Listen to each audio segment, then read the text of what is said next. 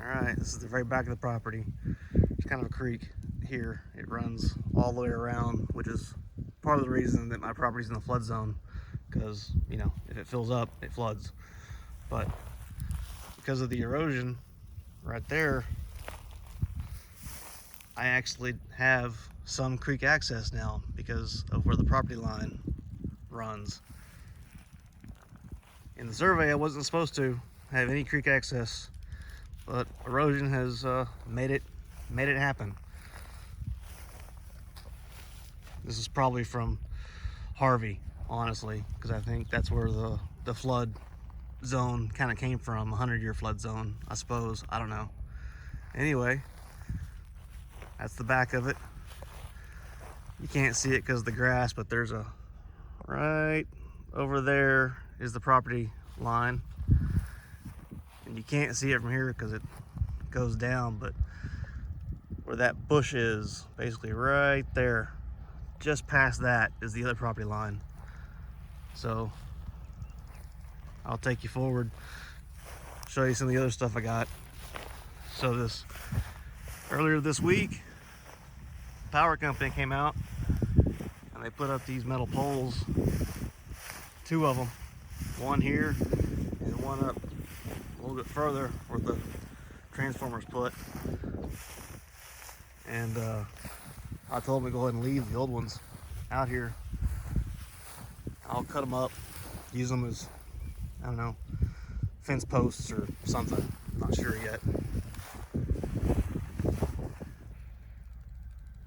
Whoever owned this place before never really trimmed any trees. It was just cows out here.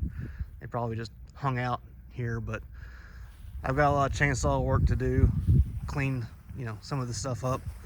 It's probably just a haven for wild boar or pig and snakes and everything else. So at some point, things like that are gonna get cleaned up. We're actually using it as a backdrop. You kind of see the targets I set up. That's the old blue target, 7/8 thick. It's not AR plate, it's just regular plate. That one fell down. I was shooting at my cactus that I built. My trailer that I've been working off of. Pretty soon I'm gonna have to go get more steel. There's the shed I'm working on right there. It's come along slow because I'm only working on it on the weekends. There's the pole with the transformer. There's another old pole in the ground out there. It's my neighbor Cliff.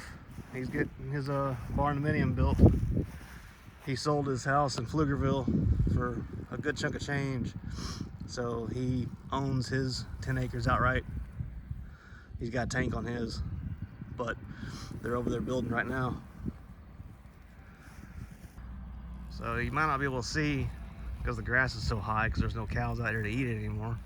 But I've got T-posts in the ground, kind of outlining where the first part of the construction is going to go. It's going to be a garage, shop, and kind of an apartment, but the apartment is going to be 2 stories. It's going to be plenty of square footage, so it'll be a while before I build the actual house because it's going to be big enough to live in for a long time.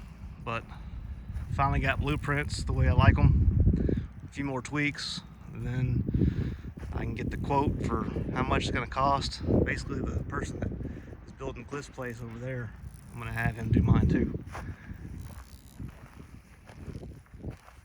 Apparently, Saturday after I left, pig or boar or something came rooting up all the grass here. I more or less mow the driveway, so to speak, or at least where the driveway's gonna go, and it'll die into the garage, which will be right in here. So when I bought this place a year ago, there was, you know, several hundred cattle out here, and so the grass was not nearly this tall. I can't have any out here right now because I don't have a water source on my property, and it's not fenced in, because I can walk right over there to his place. I can walk right over there to the other 10 acres, which is way over there. So I've got to figure out how to fence everything in, which is going to take time and money. Lots of competing things. Anyway, there's lots of time and money involved to get fences up, so I can't really have cattle, goats. I could probably have chickens. I could do a chicken coop, but I'm not out here enough to keep, water going. I don't have a well yet. I have to dig a tank so that I can have cattle or whatever, because taxes are so high. I need that ag exemption at some point. I think right now, while this property is pretty much unimproved, the county is charging me about $3,300 in taxes for unimproved property. So taxes are very, very high out here. Once I start to build, it's going to be substantially more. Walk up to the front of the property now. So I had already filmed this, but this is my entry gate. This is my entry gate that I did. Obviously the gates themselves, I'll have to switch whenever we move out here, because if it's raining or something, nobody's gonna want to get out of the car to manually open these things. So I'll have one that operates with a clicker. So it came out nice and straight. I need to repaint it. It's been up for about 6 months now. I think I finished it about 6 months ago, but I still have trees to cut that are leaning over the entry. I've got a lot of more fence work to do. It's hard to get a trailer in here, and for some reason can't really see it on this side, but there's like a secondary fence out here, and I don't know why, but I keep all this mowed. Obviously people throw their beer cans out, so I have to keep that cleaned up. I don't have to, but I do. Mow over there, I mow over there. But basically, this is the front of the property. You can kind of see the shed and my truck out there kind of in the middle.